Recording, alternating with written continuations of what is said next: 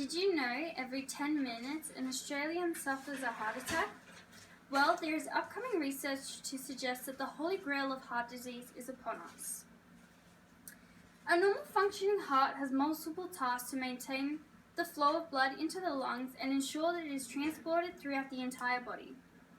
Scientists have discovered 3D printed technology and pushed the limits to create whole organs using the cells from the patients themselves. With this technology, the hope is to eliminate the setbacks caused by long-awaited transplant lists and unsuitable donors. In order to create a 3D model, a template of the heart must be created. As technology advanced, MRI scans were used to look at the intricate underlying structures of the heart. The 3D printed heart is an amazing one-of-a-kind invention. The printed heart can be inserted in one piece, which is extremely convenient. There are no bits and pieces, and the failure risk is significantly lower than other heart replacement techniques. So what exactly does a 3D printed heart need to compare to a human heart? The system of the heart is as follows. Venous blood enters through the superior and inferior vena cava into the right atrium. It then passes through the tricuspid valve into the right ventricles and is pumped through a second valve into the pulmonary artery. After passing through the lungs to collect oxygen, the venous blood returns to the heart through the pulmonary vein into the left atrium. The blood passes through a valve into the left ventricle, then finally flowing through the aortic valve into the aorta to be delivered through the body and then back up to the heart for the process to repeat. So how does this happen? Deep down, the structure and action of the heart relies on the sinoatrial node, or the SA node, which sits right on the outer layer of the right atrium. The SA node is a bundle of specialized nerve cells that undergo depolarization and generation of action potentials without stimulation from the nervous system.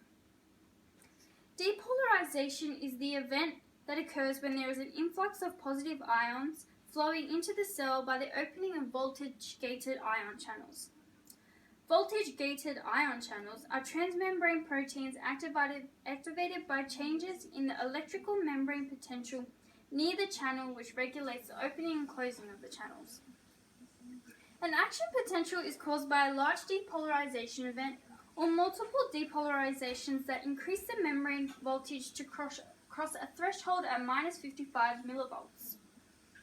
At this threshold, voltage-gated sodium channels open, allowing multiple ions to flow in. This results in a rapid increase of the membrane potential,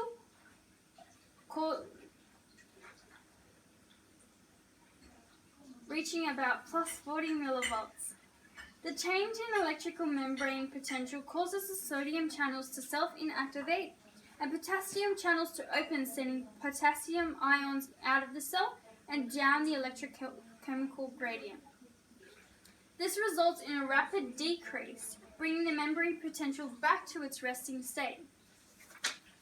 The SA node nerve impulses depolarize the muscle cell and contract the right atria, sending a flow of blood cells through the ventricles.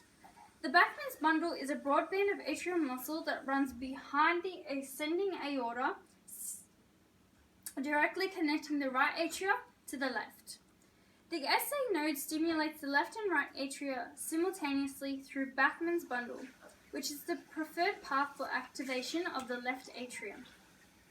The AV node is a bundle of tissue located at the junction between the atria and the ventricles.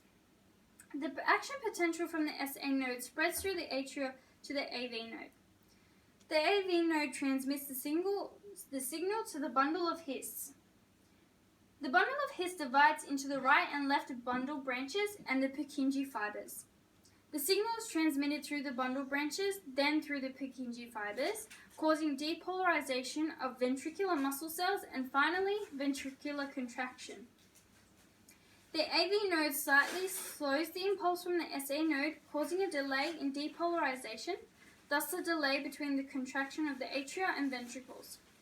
The SA node acts as the primary pacemaker and sets the heart rate itself in a range of 60 to 100 beats per minute. That varies from person to person.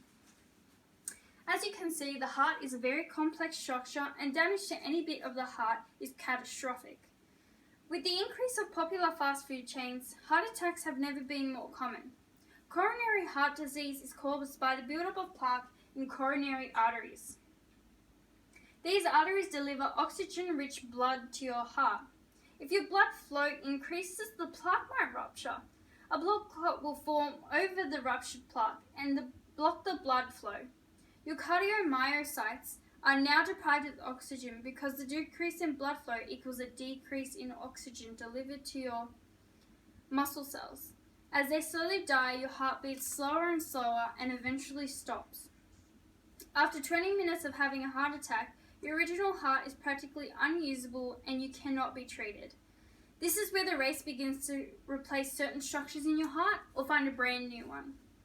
It is of substantial importance that immediate replacements are found for the heart. The ideal circumstance is that with 3D printed hearts, there will be no waiting and the patients can immediately undergo surgery. The 3D printed heart will be a new technological advancement for the complete replacement of damaged and insufficient hearts. Thank you.